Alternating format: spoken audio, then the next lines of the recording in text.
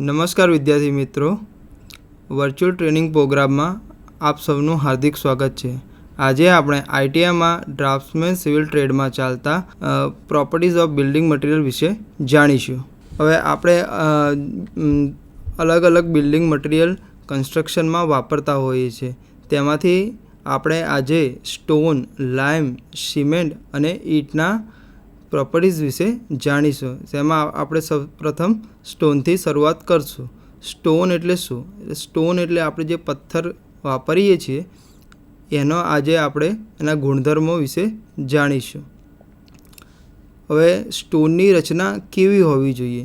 જે આપણે બિલ્ડિંગ મટીરિયલમાં અલગ અલગ પ્રકારના મટીરિયલ વાપરીએ છીએ તો તેના ગુણધર્મો કેવા હોવા જોઈએ જે આપણે કન્સ્ટ્રક્શનમાં વાપરી શકીએ, જેથી આપણું જે બાંધકામ હોય તે મજબૂત બને। હવે શરૂઆતમાં આપણે સ્ટોન વિશે જાણીશું। તો સ્ટોનમાં છે કે એનું માળખું કેવું હોવું જોઈએ? તો પથ્થરની રચના સ્તરીકૃત એટલે કે સ્તરવાળી અલગ અલગ પ્રકારની હોઈ શકે છે। આપણે સ્તરીકૃત જે રચના હોય છે એવા પથ્થરો સારા હોય છે। સ્તરીકૃત એટલે સ્ટ્રક્ચર પથ્થરો સરળતાથી વાપરવા જોઈએ અને સુપર સ્ટ્રક્ચર માટે તે યોગ્ય છે। જે સુપર સ્ટ્રક્ચર આપણે કોને કહીએ કે જે જમીનથી ઉપલા લેવલના સ્તરો વધારે હોય, જેમાં બિલ્ડિંગનો લોડ વધારે હોય તેવી બાંધકામની રચનામાં આ પ્રકારના પથ્થરોનો ઉપયોગ કરવો જોઈએ।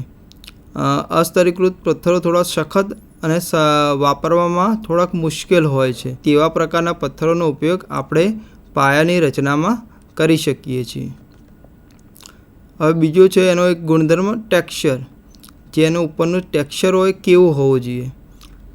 સજાતીય વિતરણ સાથેના ઝીણા દાણાવાળા પથ્થરો આકર્ષક લાગે છે।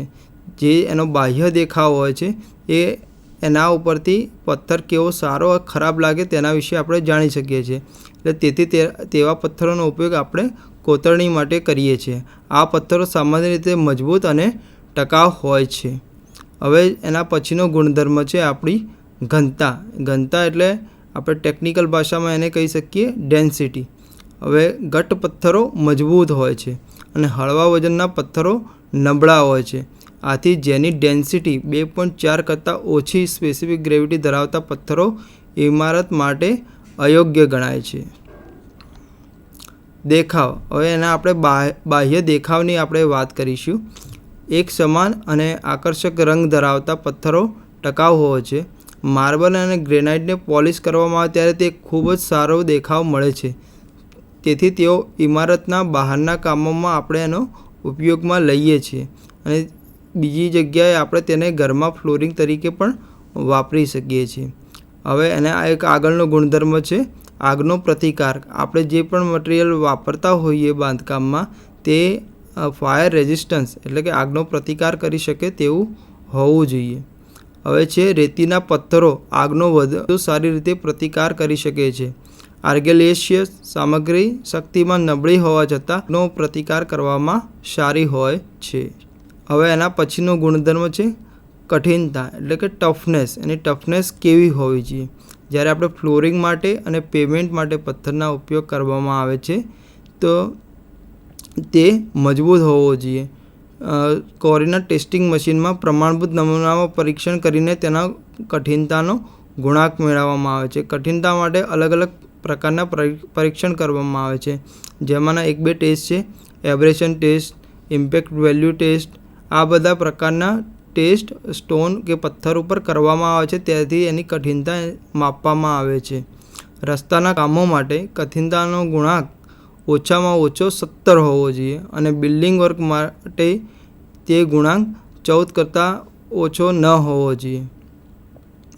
એટલે આવા જો 14 કરતાં ઓછા ગુણાંકવાળો પથ્થરો હોય તો તેનો ઉપયોગ આપણે બાંધકામમાં કરી શકતા નથી।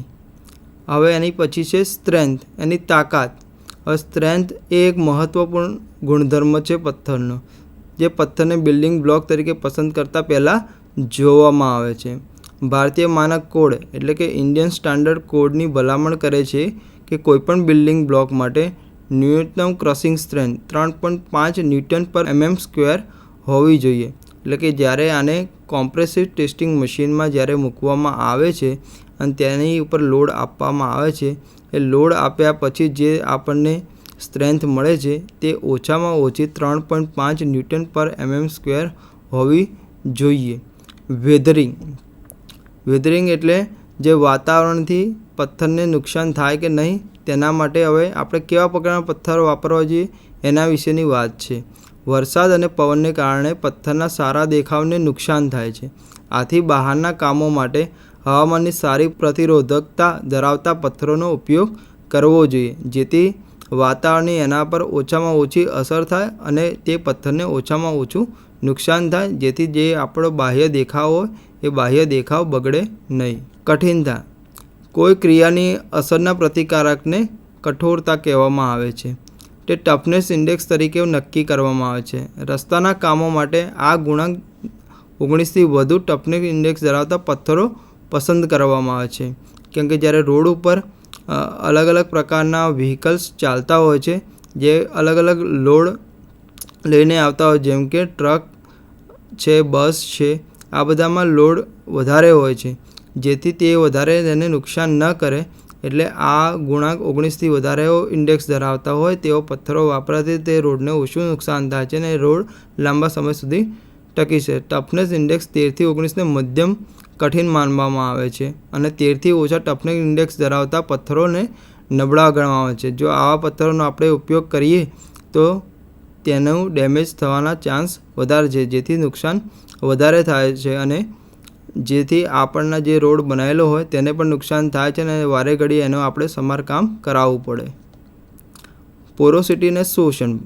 એટલે બધા પથ્થરોમાં છિદ્રો હોય છે અને તે પાણીને શોષી લે છે અને પથ્થર પાણીની પ્રતિક્રિયા વિઘટનનું કારણ બને છે. જો પાણી પથ્થરમાં જાય અને જો શોષણ જો વધારે શોષતું હોય, જેની એની કેપેસિટી કરતાં વધારે શોષતો હોય, તો તે પથ્થરને નુકસાન થાય છે અને તેના કારણે પથ્થરની સ્ટ્રેન્થ ઘટે છે અને પથ્થર તૂટે છે અને જે આપણા બાંધકામ માટે નુકસાનકારક છે. શોષણ પરીક્ષણ એટલે કે વોટર એબ્સોર્પ્શન જે ટેસ્ટ આવે છે, 24 કલાક માટે પાણીમાં ડૂબાયેલા પથ્થર દ્વારા શોષાયેલા પાણીની ટકાવારી તરીકે નિર્દેશિત કરવામાં આવે છે અને સારા પથ્થર માટે તે શક્ય હોય તેટલું નાનું હોવું જોઈએ. એટલે કે સારા જે પથ્થરો હોય છે તે ઓછામાં ઓછું પાણી શોષવા જોઈએ, કોઈપણ સંજોગોમાં 5%થી વધારે નહીં. જો વધારે પાણી શોષતા હોય તો તે આપણા બાંધકામ માટે નુકસાનકારક છે. સિઝનિંગ.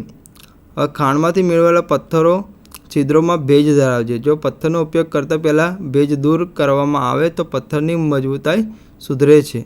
છિદ્રોમાંથી ભેજ દૂર કરવાની પ્રક્રિયાને આપણે સિઝનિંગ કહીએ છીએ.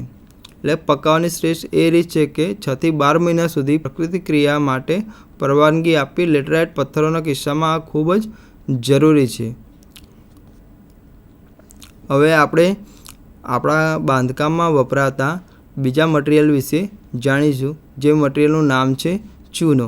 ચૂનાનું રાસાયણિક નામ છે કેલ્શિયમ કાર્બોનેટ, જે આપણે બહુ જૂના સમયથી ચૂનાને ઉપયોગમાં લેતા આવ્યા છીએ. ચૂનો એક બાઇન્ડિંગ મટીરિયલ છે જે જોડવાનું કામ કરે છે. હવે આજે આપણે આ ચેપ્ટરમાં આપણે ચૂનાના ગુણધર્મો વિશે જાણીશું. ઘણા પ્રાચીન સ્થાપત્ય કાર્યોમાં વપરાતા સૌથી જૂની બાંધકામ સામગ્રીમાંથી એક ચૂનો છે. સારી ગુણવત્તા ચૂનામાં નીચેના ગુણધર્મો હોવા જોઈએ, જે હવે આપણે જાણીશું. ચૂનામાં સારી પ્લાસ્ટિસિટી હોવી જોઈએ, જેથી કરીને તેને પાણી સાથે મિક્સ કરવામાં આવે ત્યારે તેનો ઉપયોગ સરળતાથી થઈ શકે. તેના માટે તેની પ્લાસ્ટિસિટી સારી હોવી જોઈએ. તે લવચીક અને સરળતાથી કામ કરી શકાય તેવું હોવું જોઈએ. કે ચૂનાનો ઉપયોગ આપણે બાંધકામ સામગ્રી તરીકે ચણતર કામમાં કરીએ છીએ.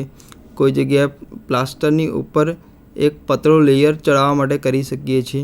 એટલે તે કેવો હોવો જોઈએ કે તે લવચીક અને સરળતાથી કામ કરી શકાય તેવું હોવું જોઈએ. જ્યારે મોર્ટારનો ઉપયોગ કરવામાં આવે છે ત્યારે તે ચણતરને વધુ શક્તિ પ્રદાન કરતો હોવો જોઈએ.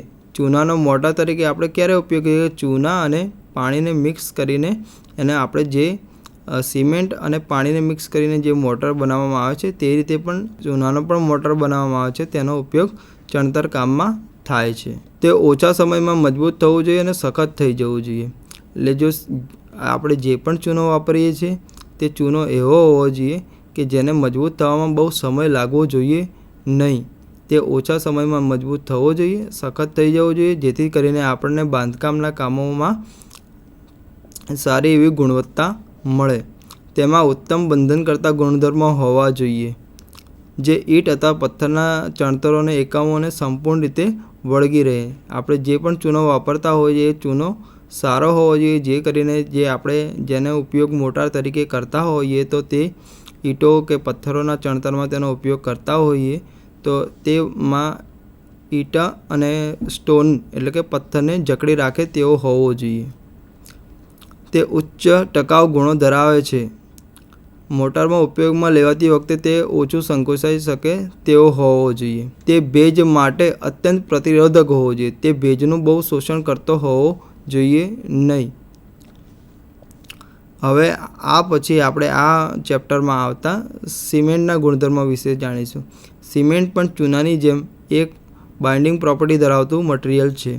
આપણે સૌ જાણીએ છીએ કે આજકાલ આપણે બધી જ જગ્યાએ લગભગ મોટાભાગના કન્સ્ટ્રક્શનમાં આપણે સિમેન્ટનો જ ઉપયોગ કરીએ છીએ. તો આજે આપણે આ સિમેન્ટના બધા જે ગુણધર્મો છે તેના વિશે જાણીશું. બાંધકામમાં વપરાતા સિમેન્ટના વિવિધ મિશ્રણો તેમના ભૌતિક ગુણધર્મો દ્વારા વર્ગીકૃત થયેલ છે. કેટલાક મુખ્ય પરિમાણો સિમેન્ટની ગુણવત્તાને નિયંત્રિત કરે છે. સારા સિમેન્ટના ભૌતિક ગુણધર્મો વિવિધ પરિબળો આધારિત રાખે છે. હવે પહેલો છે આપણો જે ગુણધર્મ છે સિમેન્ટની સૂક્ષ્મતા એટલે કે ફાઇનનેસ. હવે આ ફાઇનનેસ એનો એક ફિઝિકલ પ્રોપર્ટી છે એટલે કે એક ગુણધર્મ છે. તેના વિશે હવે જાણીશું. સિમેન્ટના કણોના કદને તેની ઝીણવટ કહે છે અને સિમેન્ટના ઉત્પાદન પ્રક્રિયાના છેલ્લા તબક્કામાં ક્લિંકરના ગ્રાઇન્ડિંગ દ્વારા સારા સિમેન્ટની જરૂરી સૂક્ષ્મતા પ્રાપ્ત કરી શકાય. સિમેન્ટના જે કણો હોય તે બહુ મોટા ના હોવા જોઈએ, ફાઇન હોવા જોઈએ. તેની માટે જેથી કરીને આપણે તેનો ઉપયોગ પ્લાસ્ટરમાં કે સાંધા પૂરવામાં કે એવી કોઈ પણ જગ્યાએ આપણે એને કરી શકીએ છીએ. સિમેન્ટનો હાઇડ્રેશન દર સિમેન્ટના કણોના કદ સાથે સીધો સંબંધ ધરાવે છે. એટલે સિમેન્ટની સૂક્ષ્મતા ખૂબ જ જરૂરી છે. આના પછી એક આપણે ગુણધર્મ જોઈશું હીટ ઓફ હાઇડ્રેશન. હવે હીટ ઓફ હાઇડ્રેશન જે આ સિમેન્ટની ફાઇનનેસ છે એટલે કે સિમેન્ટની સૂક્ષ્મતા છે તેની સાથે સીધો સંબંધ ધરાવે છે. એટલે તે સિમેન્ટની સૂક્ષ્મતા ખૂબ જ એક મહત્ત્વનો ગુણધર્મ છે. સિમેન્ટની સાઉન્ડનેસ. સિમેન્ટ કેવો સાઉન્ડ હોવો જોઈએ. સાઉન્ડનેસ સિમેન્ટની સખ્તાઈ અને સંકોચવાની ક્ષમતાનો સંદર્ભ આવે છે. સારી ગુણવત્તાનો સિમેન્ટ વિલંબિત વિસ્તરણ થયા વિના સેટ કર્યા પછી તેનું પ્રમાણ જાળવી રાખે છે. એટલે કે સિમેન્ટ જ્યારે સેટ થાય છે ત્યારે તે સંકોચાય છે, પણ સિમેન્ટ એવો જ હોવો જોઈએ જે આપણે ગુણધર્મની વાત કરીએ છીએ કે તે બહુ વધારે સંકોચાવો જોઈએ નહીં. જો વધારે પડતો સંકોચાતો હોય તો તેમાં શું થાય, તેમાં તિરાડો પડે અને આખરે જે પણ બાંધકામમાં વાપર્યું હોય તે બાંધકામને નુકસાન કરે. જો વધુ પડતા પ્રમાણમાં મુક્ત ચૂનો અને મેગ્નેશિયાના કારણે જો વધુ પ્રમાણમાં ચૂનો કે મેગ્નેશિયા તેમાં સિમેન્ટમાં વાપરેલી હોય તો તે શું કરે છે, બાંધકામને નુકસાન કરે છે. સિમેન્ટની સુસંગતતા એટલે કન્સિસ્ટન્સી ટેસ્ટ ઓફ સિમેન્ટ. આ પ્રવાહ કરવા માટે સિમેન્ટ પેસ્ટની ક્ષમતાને સુસંગતતા જે આપણે પેસ્ટ કોઈપણની બનાવીએ છીએ, જેમ કે મોર્ટારની બનાવીએ છીએ કે જેમાં સિમેન્ટ, રેતી, પાણી મિક્સ કરીએ છીએ, કાં તો પછી તેનો કોન્ક્રીટ બનાવીએ છીએ. એ પેસ્ટ બનાવવા માટે આ કન્સિસ્ટન્સી ગુણધર્મ એક મહત્ત્વનો ભાગ ભજવે છે. તે વિકટ ટેસ્ટ એટલે વિકટ ટેસ્ટ દ્વારા તેને માપવામાં આવે છે. વિકટ ટેસ્ટમાં સામાન્ય સુસંગતતાની સિમેન્ટની પેસ્ટ વિકટ ઉપકરણમાં જ લેવામાં આવે છે. વિકટ ઉપકરણમાં એક મોલ્ડ હોય છે. મોલ્ડમાં આ પેસ્ટને બનાવીને ભરવામાં આવે છે. પછી સિમેન્ટની ટોચની સપાટીને સ્પર્શ કરવા માટે ઉપકરણને નીચે લાવવામાં આવે છે અને પછી વિકટ ટેસ્ટમાં એક પ્લન્જર જે ઊભા સળિયા જેવું હોય છે તેને છોડવામાં આવે છે અને પ્લન્જરની સુસંગતતાના આધારે ચોક્કસ ઊંડાઈ સુધી સિમેન્ટમાં એ પ્રવેશ કરે છે. અને આ ઊંડાઈને આધારે આપણે વિકટ ઉપકરણ ટેસ્ટ દ્વારા સિમેન્ટની સુસંગતતા માપવામાં આવે છે. જો સિમેન્ટ પેસ્ટમાં પાણીનું પ્રમાણ એવું હોય કે વિકટનું પ્લન્જર પાત્રની નીચેથી 5 થી 7 mm બાકી રહે ત્યાં સુધી અંદર જાય તો સિમેન્ટ પેસ્ટની સામાન્ય સુસંગતતા છે તેમ કહેવાય. જ્યારે પ્લન્જર છોડવામાં આવે અને જ્યારે પ્લન્જર કે આપણે સિમેન્ટની પેસ્ટ બનાવી છે તે પેસ્ટની સિમેન્ટમાં જે પાત્રની નીચેથી માપીએ અને ઉપર 5 થી 7 mm બાકી રહે ત્યાં સુધી અંદર જાય તો આ કેવી કહેવાય?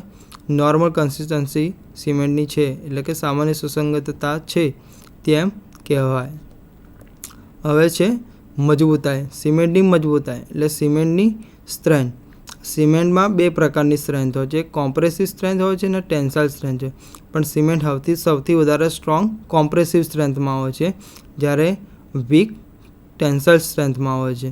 ટેન્સાઇલ સ્ટ્રેન્થ સ્ટીલની વધારે છે, પણ આપણે આજે અહીં સિમેન્ટની વાત કરીએ છીએ, એટલે આજે આપણે અહીં કોમ્પ્રેસિવ સ્ટ્રેન્થની આપણે વાત કરીશું. કોમ્પ્રેસિવ સ્ટ્રેન્થ ટેસ્ટ એ સિમેન્ટની ગુણવત્તાની અંતિમ તપાસ છે અને સિમેન્ટના અન્ય ગુણધર્મોની સરખામણી તે સૌથી મહત્વપૂર્ણ પરીક્ષણ છે.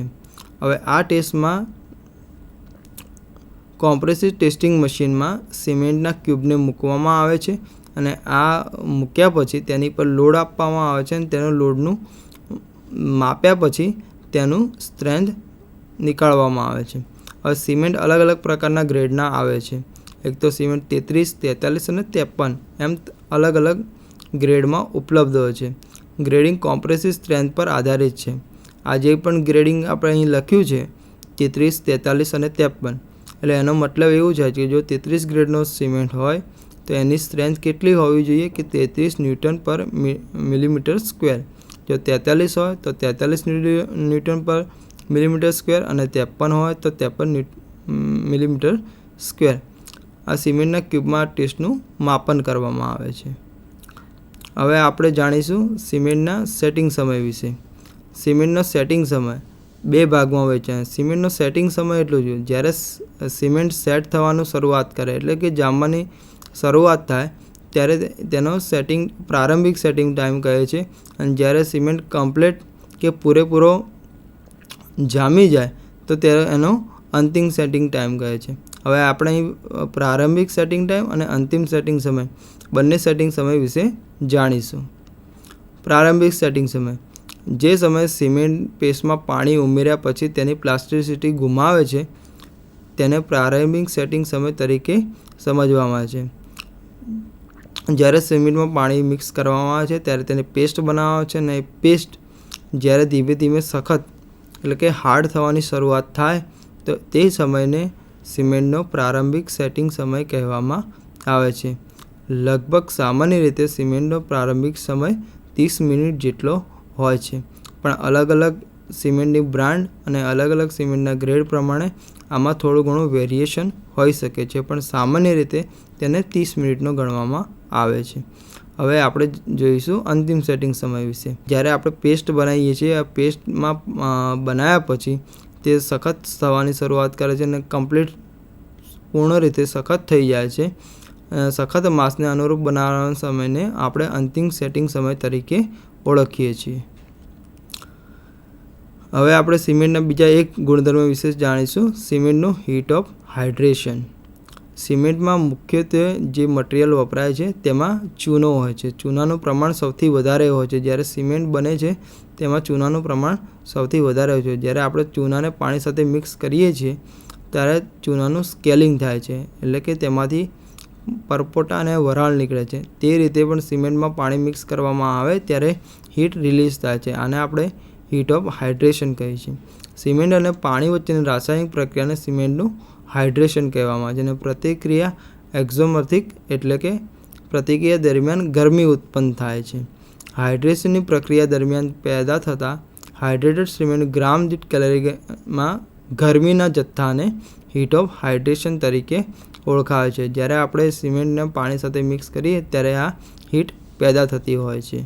એટલે જ્યારે આપણે તેનો ઉપયોગ કરતા હોઈએ છીએ ત્યારે તેમાં આપણે સિમેન્ટના કામકાજ પછી તેમાં આપણે પાણી છાંટતા હોય છે, જેને આપણે ક્યુરિંગ કહીએ છીએ. હવે આપણે આગળના ગુણધર્મ વિશે જાણીશું, સિમેન્ટની સ્પેસિફિક ગ્રેવિટી. સિમેન્ટની સ્પેસિફિક ગ્રેવિટીનો ઉપયોગ સામાન્ય રીતે મિશ્રણના પ્રમાણની ગણતરીમાં થાય છે. પોર્ટલેન્ડ સિમેન્ટની સ્પેસિફિક ગ્રેવિટી 3.15 છે. તે સિમેન્ટના ઉત્પાદનમાં વપરાતા કાચા માલના આધારે બદલાઈ શકે છે. સ્પેસિફિક ગ્રેવિટી અલગ અલગ પ્રકારના ચૂનો કે મેગ્નેશિયા કે સિલિકા, એલ્યુમિનિયમ આ પ્રકારના તત્વો વપરાય છે. તેમાં જે અલગ અલગ વપરાતો હતો એના પ્રમાણમાં તેની સ્પેસિફિક ગ્રેવિટી અલગ અલગ આવી શકે છે. હવે આપણે બિલ્ડિંગ મટીરિયલમાં વપરાતા ઈંટના આપણે ગુણધર્મો વિશે જાણીશું. ઈંટોના ગુણધર્મોમાં ઈંટોનો આકાર, કદ, રંગ અને ઘનતાનો સમાવેશ થાય છે. સૌપ્રથમ આપણે આકાર વિશે વાત કરીએ કે ઈંટનો આકાર કેવો હોવો જોઈએ. તો આપણે જોયું હશે કે ઈંટ હંમેશા આપણે માર્કેટમાં જોતા હોઈએ છીએ કે ઈંટ લંબચોરસ આકારમાં હોય છે. આદર્શ ઈંટનો પ્રમાણભૂત આકાર ખરેખર લંબચોરસ છે. તે વ્યવસ્થિત અને તીક્ષ્ણ એટલે કે તેના જે કોર્નરની સપાટીઓ હોય છે તે કેવી હોય છે? સીધી, સપાટ, તીક્ષ્ણ ધાર ધરાવતી હોય છે. ઈંટોની સપાટી નિયમિત અને સમાન હોય છે. તે ઊંચા નીચે કે ખાડા ખરબચડાવાળી હોતી નથી. જોકે ખાસ હેતુની ઈંટો કાં તો કાપી શકાય છે અથવા અન્ય વિવિધ આકારોમાં બનાવી શકાય છે. જો આપણે અપિયરન્સ તરીકે એટલે કે દેખાવ તરીકે યુઝ કરવો હોય તો આ ઈંટોને અલગ અલગ આકારમાં આપણે બનાવી શકીએ છીએ અને તેને આખી ઈંટને કાપીને તેના ટુકડાઓ પણ ઉપયોગ કરી શકીએ છીએ. સામાન્ય રીતે લંબચોરસ આકારના હોય છે. કદ. બાંધકામમાં વપરાતી ઈંટનું કદ દેશમાં બદલાય છે અને એક જ દેશમાં સ્થળે પણ બદલાય છે. આપણે જોતા હોઈએ છીએ કે અલગ અલગ મેન્યુફેક્ચરિંગ પ્રમાણે, અલગ અલગ માર્કા પ્રમાણે ઈંટોની સાઇઝમાં થોડું ઘણું વેરિએશન હોય છે. પણ આપણે ભારતીય માનક એટલે ઇન્ડિયન સ્ટાન્ડર્ડ કોડ પ્રમાણે આદર્શ ઈંટનું કદ 19x9x9 સેન્ટીમીટર જે છે. જે મોટર સાથે એટલે કે જે આપણે સિમેન્ટ, પાણીની અને રેતીની પેસ્ટ બનાવીએ છીએ તે મોટાના લેયર સાથે 20x10x10 સેન્ટીમીટર જેટલું થાય છે.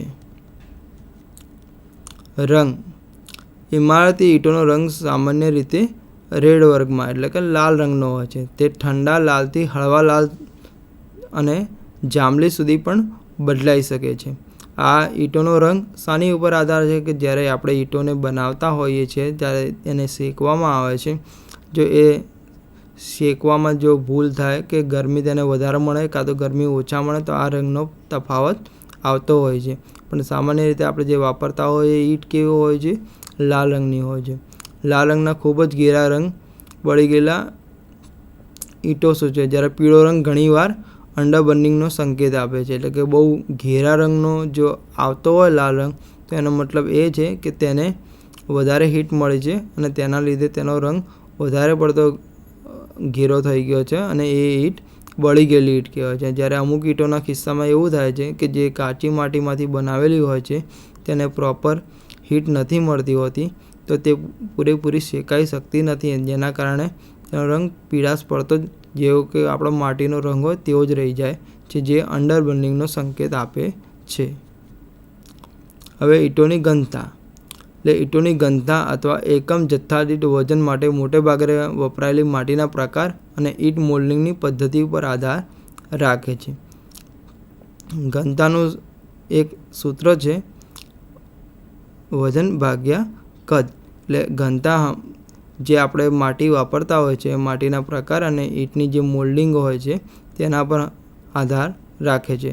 આ જ કારણોસર પ્રમાણભૂત ઈંટોના કિસ્સામાં ઘનતા 1600 કિલોગ્રામ પ્રતિ ઘન મીટરથી 1900 કિલોગ્રામ પ્રતિ ઘન મીટર સુધી બદલાય છે.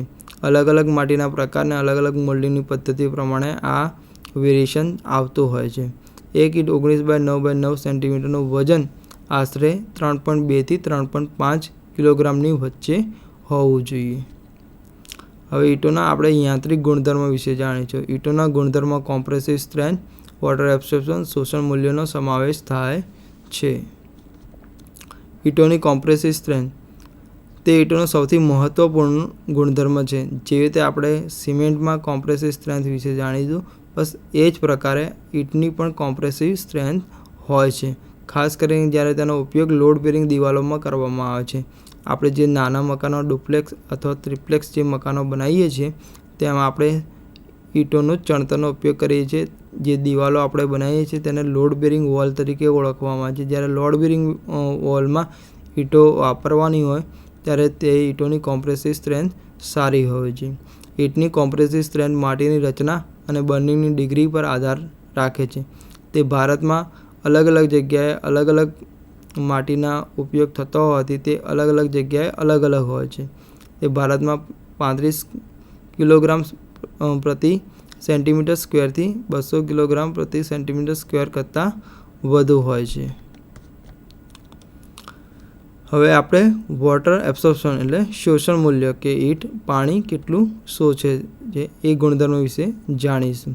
આ ગુણધર્મ ઈંટની છિદ્રાળુતા સાથે સંબંધિત છે કે જે ઈંટમાં જેટલા છિદ્રો જ્યારે તેની બનાવટમાં રહી ગયા હશે તેટલું પાણીનું વધારે શોષણ કરશે. એટલે ઈંટ કેવી હોય છે કે ઓછું પાણી શોષે તેવી હોવી જોઈએ. સાચી છિદ્રાળુતા પદાર્થના નમૂનામાં કુલ જથ્થા સાથે છિદ્રોના જથ્થાના ગુણોત્તર તરીકે વ્યાખ્યાયિત કરવામાં આવે છે. દેખીતી છિદ્રાળુતા જેને વધુ વખત શોષણ મૂલ્ય અથવા ફક્ત શોષણ કહેવામાં આવે છે તે ઈંટ નમૂના દ્વારા શોષાયેલા પાણીનો જથ્થો છે. આ નમૂનામાં શુષ્ક વજનની ટકાવારીમાં દર્શાવવામાં આવે છે. એબ્સોર્પ્શન વેલ્યુનું મૂલ્ય આપણે આ સૂત્ર દ્વારા બતાવ્યું છે. જ્યારે W1 એ નમૂનાનો ઓવન ડ્રાય વેટ છે અને W2 એ પાણીમાં 24 કલાક રાખ્યા પછીનું વજન છે. આની ઉપરથી આપણને ઈંટ કેટલું પાણી શોષે છે તેનું મૂલ્ય મળશે. છેલ્લે આના વિશે જાણી લઈએ કે ઈંટ લંબચોરસ આકાર, નિયમિત સપાટી અને લાલ રંગ દેખાવવાળી હોવી જોઈએ. તેનું માપ આપણા ભારતીય માનક પ્રમાણે 19x9x9 સેન્ટીમીટર છે. બે ઈંટોને મુક્તપણે પકડીને અથડાવતા જો તીક્ષ્ણ ધાતુનો અવાજ આવે તો તે સારી બર્નિંગ, જ્યારે નિરસ્થળ અવાજ આવે તો તે સૂચવે છે કે તે અપૂર્ણ બર્નિંગ છે. સારી ઇમારતની ઈંટ તેના શુષ્ક વજનના 20%થી વધુ પાણી શોષી લેતી નથી. જો કોઈપણ સંજોગોમાં શોષણ 25%થી વધુ ન હોવું જોઈએ. જો આ 25%થી વધુ હશે તો શું થશે કે જ્યારે તમે આને ચણતર કામમાં વાપરી હશે અને તેની ઉપર તમે જ્યારે પ્લાસ્ટર લગાવશો તો તે શું કરશે, પ્લાસ્ટરમાંથી પણ ભેજ શોષશે જેને કારણે પ્લાસ્ટરમાં તમારે તિરાડ આવશે. સારી ઇમારતની ઈંટમાં જરૂરી કોમ્પ્રેસિવ સ્ટ્રેન્થ હોવી જોઈએ જે કોઈપણ સંજોગોમાં 35 કિલોગ્રામ પ્રતિ સેન્ટીમીટર સ્ક્વેર કરતાં ઓછી ન હોવી જોઈએ. ઈંટની મજબૂતાઈ માટે એક કસોટી એ છે કે તેને લગભગ 1 મીટરની ઊંચાઈથી કઠણ ફ્લોર પર મુક્તપણે પડવા દઈએ તો તે તૂટવી જોઈએ નહીં. ઈંટ એટલી સખત હોવી જોઈએ કે જેથી તેની આંગળીના નખથી ખરડાવી જોઈએ નહીં. જ્યારે આપણે આંગળીના નખથી તેના પર લીસોટો પાડીએ તો લીસોટો પડવી જોઈએ નહીં. તો તે એક સારી ઈંટનો ગુણધર્મ છે. સારી ઈંટ તેના શરીર દ્વારા એક સમાન રંગ અને માળખું ધરાવે છે. ઈંટને ફ્લોર પર 2 ભાગમાં તોડી આ તપાસ કરી શકાય છે. બંને ભાગોમાં તૂટેલી સપાટી સમાન દેખાવ અને રચના ધરાવતી હોવી જોઈએ. આજે આપણે આ ચેપ્ટરમાં ચૂના, પથ્થર, ઈંટ અને સિમેન્ટના ગુણધર્મો વિશે શીખ્યા. હવે તમને આ બધામાં મજા આવે છે. નમસ્કાર.